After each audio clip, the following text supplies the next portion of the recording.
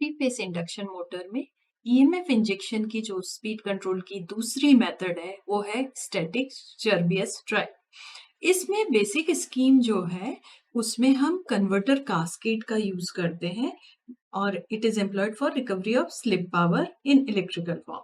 जैसे कि हम डायग्राम में देख रहे हैं C1 and C2 are connected in cascade and there is one transformer also attached on the C2 side.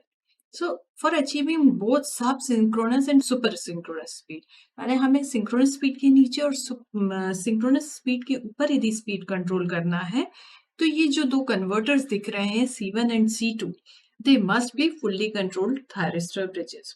One must function at slip frequency as rectifier or inverter और दूसरा should operate at supply system frequency as an inverter और rectifier. तो converter cost इस drive system में ज्यादा होती है and the slip frequency getting circuit will also be required. However, at speeds near synchronous, when the slip frequency EMFs are not adequate for natural commutation, हमें special connection की भी जरूरत होगी और फोर्स्ड कम्युनिकेशन मेथड की भी जरूरत होगी। तो this will also go for extra cost. जब कन्वर्टर C1 को यदि हम रिप्लेस करना चाहें बाय थायरिस्टर ब्रिज की जगह डायोड ब्रिज लगा दें तो क्या होगा, कंट्रोल यूनिट रिड्यूस हो जाएगी and the system will become economical and simple. पर ये भी फिर क्रैमर ड्राइव की तरह काम करेगी, यानी सिर्फ हम सब सिंक्रोनस स्पीड पर कंट्रोल कर सकते हैं मोटर को, सुपर सिंक्रोनस स्पीड की बात नहीं कर सकते।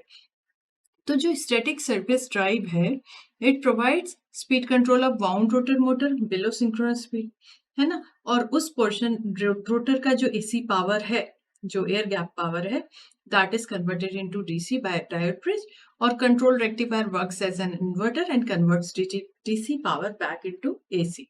तो इस तरह से हम देखते हैं कि इस ड्राइव में it has ability of flow of power in both the positive and negative direction of injected bridge। तो इस वजह से मोटर की ड्राइव की ऑपरेटिंग कंडीशंस बढ़ जाती हैं, एरिया बढ़ जाता है। However, this feedback power is controlled by controlling inverter counter EMF VD2, जो कि हम फर्दर इन्वर्टर फायरिंग एंगल के कंट्रोल से कंट्रोल कर सकते हैं। और यहाँ जो डीसी लिंक लगी है inverter side, it is used for reducing ripples in DC link current ID. तो slip power of the drive is fed back to the source और इसीलिए एफिशिएंसी ड्राइव की इंक्रीज हो जाती है इस सिस्टम। जो ट्रांसफार्मर मैंने बोला, थ्री फेज ट्रांसफार्मर लगा है इन्वर्टर साइड और सप्लाई नेटवर्क के बीच में। This is required with the case of large supply voltage and not normal, medium or low।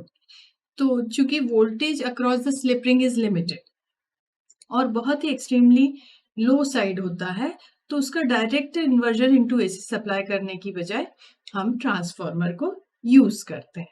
अब इनका ऑपरेशन कैसा होगा? Drive input power is basically difference of DC input power and power feedback. तो reactive input power is also there, जो कि motor का और input reactive power का सम है। तो अगेन इंडक्शन मोटर ऑपरेशन में we have to face low power factor problem throughout its range of operation. ये जो वोल्टेज VD1 और VD2 दिख रहे हैं, इनको हम रिप्रेजेंट कर सकते हैं by VD1 is equal to 3√6 divided by pi into S and V by N, while second जो voltage है that can be represented by VD2 as 3√6 by pi into V by M cos alpha। Here cos alpha is here for firing angle control, तो alpha is inverter firing angle and N and M are stator of and rotor turns ratio of motor and source side it is used to convert side turns ratio of transformer। तो अगर हम inductor के across drop को neglect कर दें, we can say that VD1 plus VD2 is equal to 0। अब इस equation में इन दोनों की वैल्यू हम यदि प्लेस करेंगे, what we are obtaining is 3√6 by pi into in bracket first is S by N and second component के अंदर हमारे पास है cos alpha by M, and this B is common, it can be equated to 0. On the other side it goes.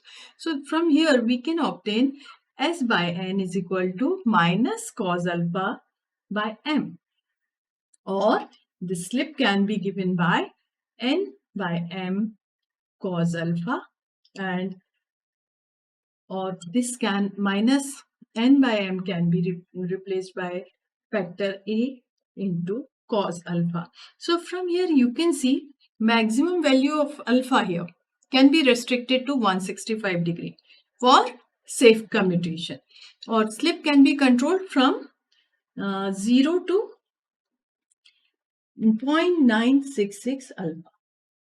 So and alpha can be changed from, जैसा मैंने कहा, 90 to 165 degree. Otherwise commutation would be a problem. So appropriate speed range can be obtained by choosing the appropriate value of alpha, and the transformer is used to match the voltage from VD1 to VD2. So at the lowest speed required from the drive, VD1 will have maximum value VD1 amp, and it can be represented by V at max slip divided by N.